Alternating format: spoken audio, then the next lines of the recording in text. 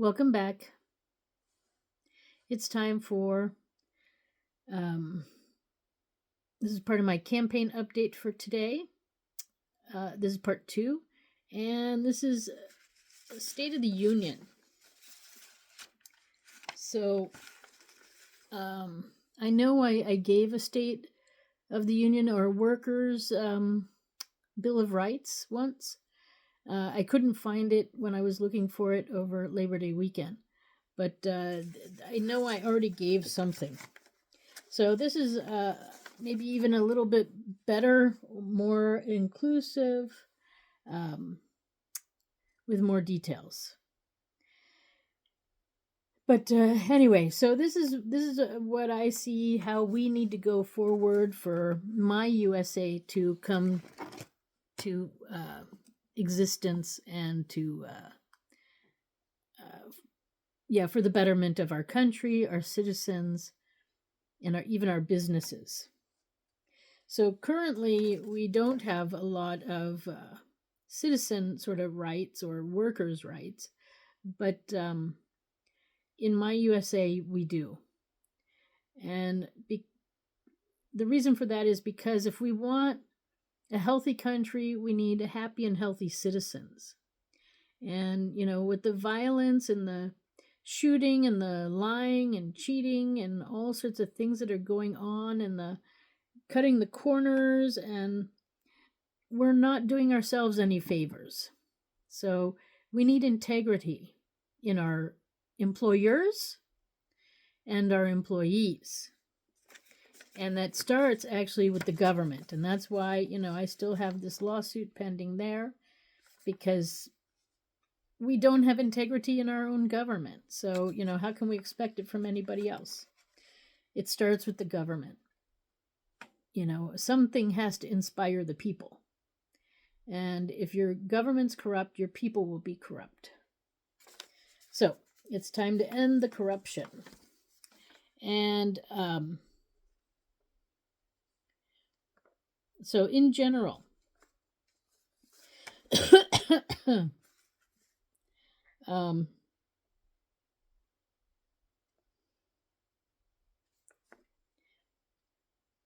we are the USA. And as a U.S. citizen, we have certain rights ourselves. And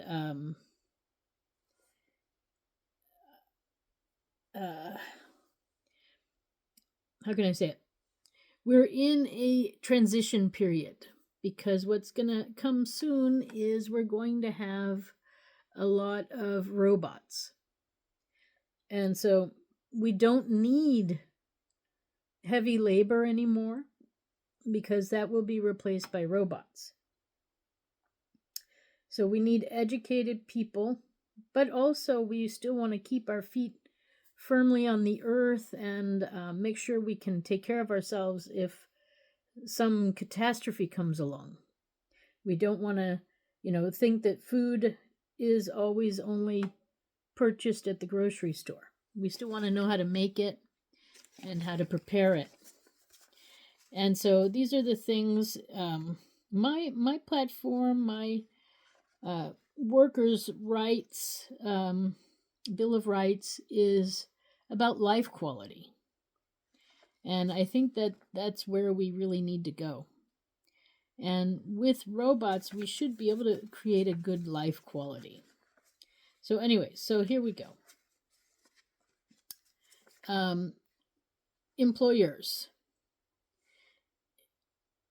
I want you to start checking the people who might be working for you. They need to declare if they're U.S. citizens or not. And if they're not a U.S. citizen, then you need to find out if they're here legally or illegally. And what I want to do is put a job board down at the borders, or around at the borders, because some of our borders are not down, they're up. Put job boards. And then you can hire aliens or immigrants from other countries to come in. And there might even be like an online job board too. And then you can, perhaps your business needs that expertise from outside. So, you can place your jobs there.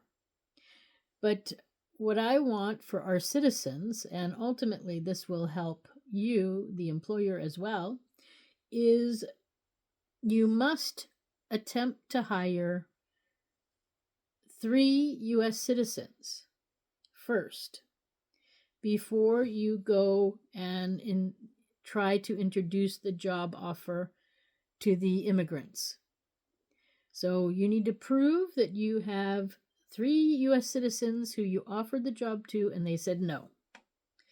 Now, what you cannot do is offer a salary that is below the minimum, and the minimum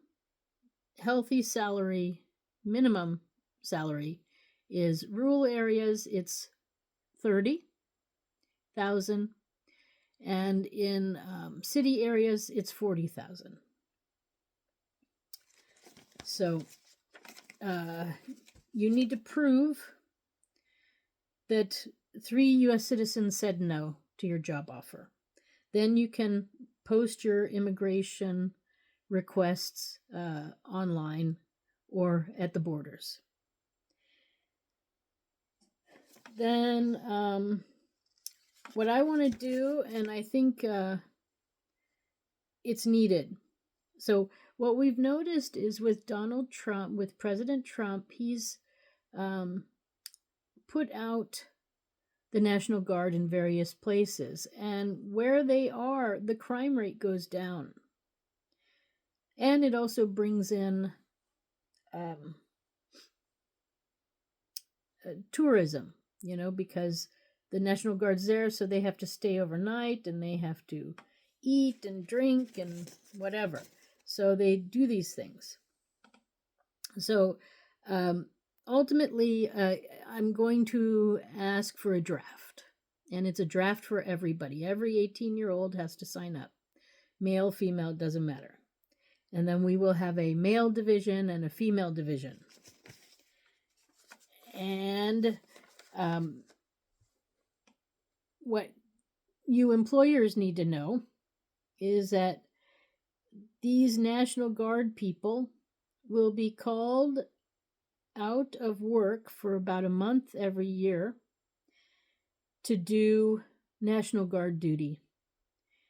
And what that means is you will be compensated for their absence from your work. You don't have to pay them for that month, but we will pay them for that month.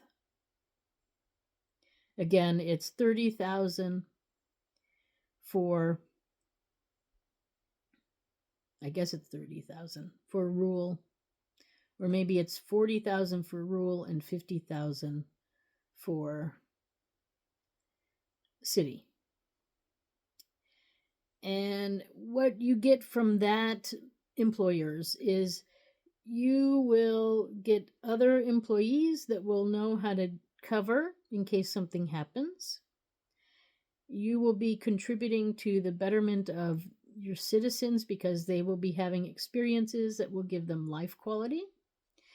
And they will bring that back to you, the employer.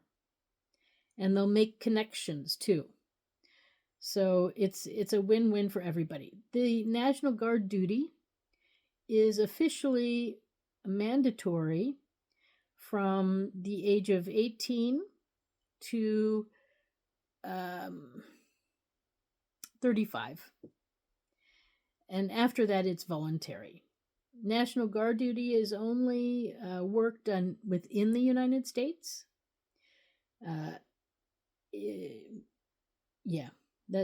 It's not really about the National Guard duty right now. So that would be, that's how we'll handle that. Then time off for fatherhood and motherhood, of course. So motherhood,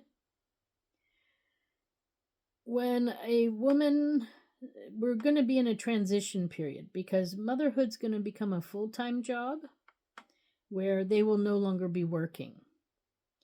And then fatherhood will be where you don't have to pay them for this day, but one day a week they don't come to work and they work as a father.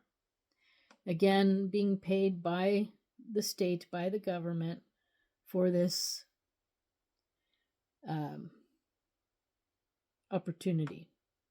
And this will go on for 20 years. Again, the salary will probably be for men for that day off, whatever, a 40,000 rural and 50,000 city. Although it could be that maybe I decide to make that just one sort of salary so that it doesn't make a difference where you are. But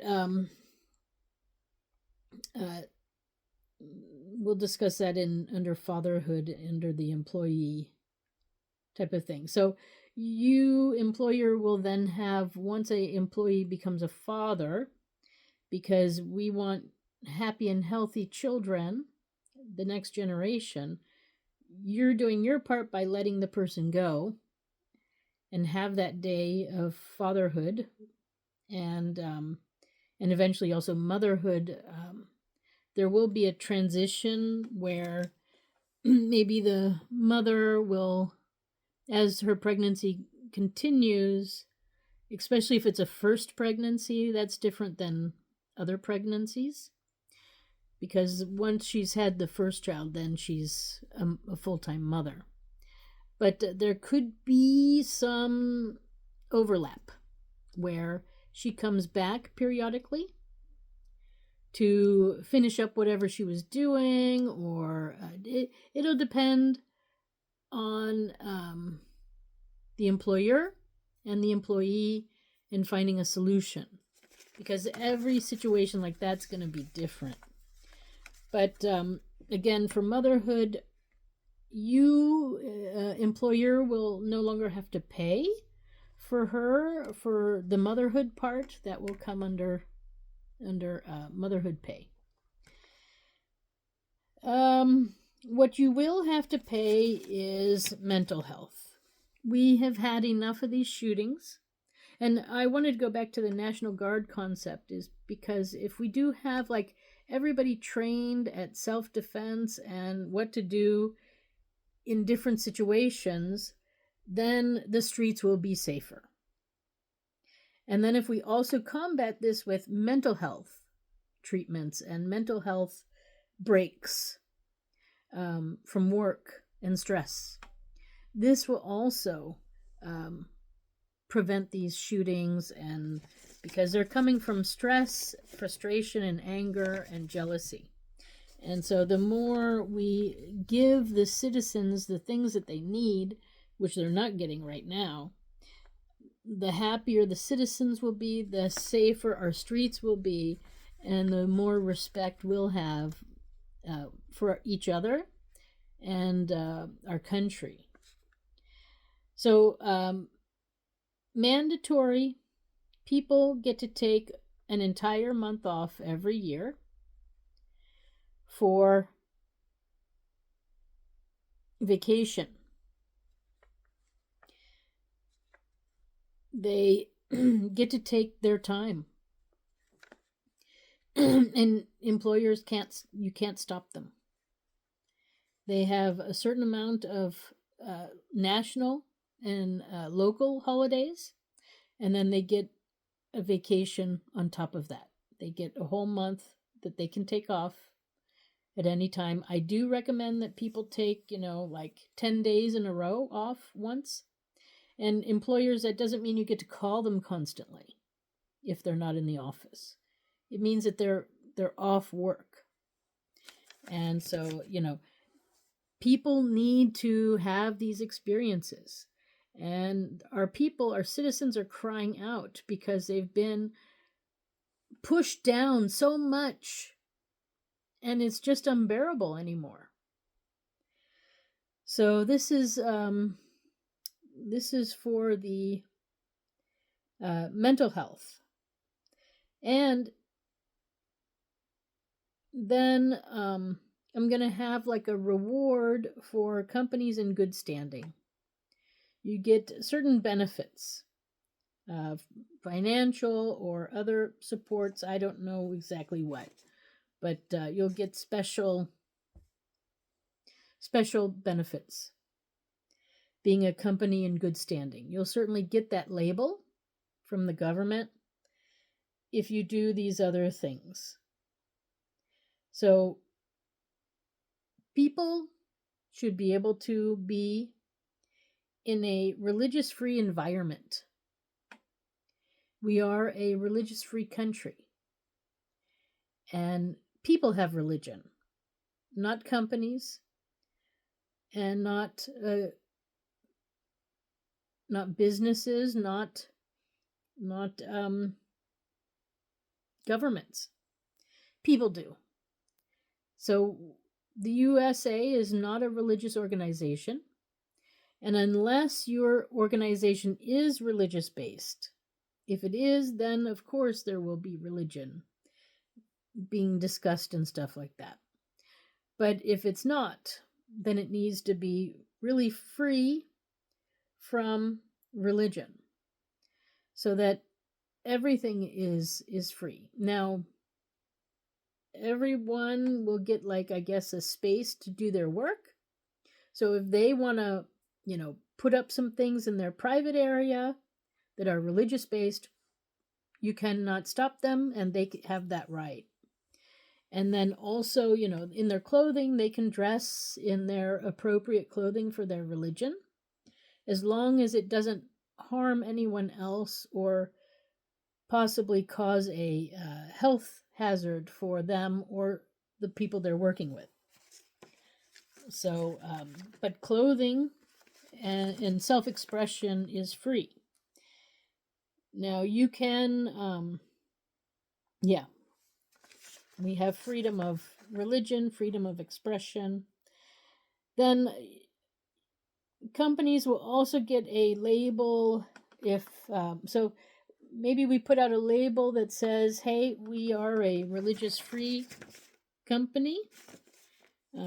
You can have that if you prove to follow the rules and do that, then you get a special stamp saying that. Also, if you're diversified, so if you do take on women and men and people from different walks of life, different religions and cultures, you can have also a label of diversified workspace. What is absolutely necessary, and there will be a stamp for this too, is having a clean environment. So a company who is ethical, who is not polluting and taking care of their waste in a proper way, but also providing a good workspace for their employees. So these are all things that the employer in my USA will be responsible for. And so, maybe I stop here and then I do a second State of the Union with the employee workers' Bill of Rights, with the workers' rights. Okay, so let me stop here and we'll have an extra one. That was for the employers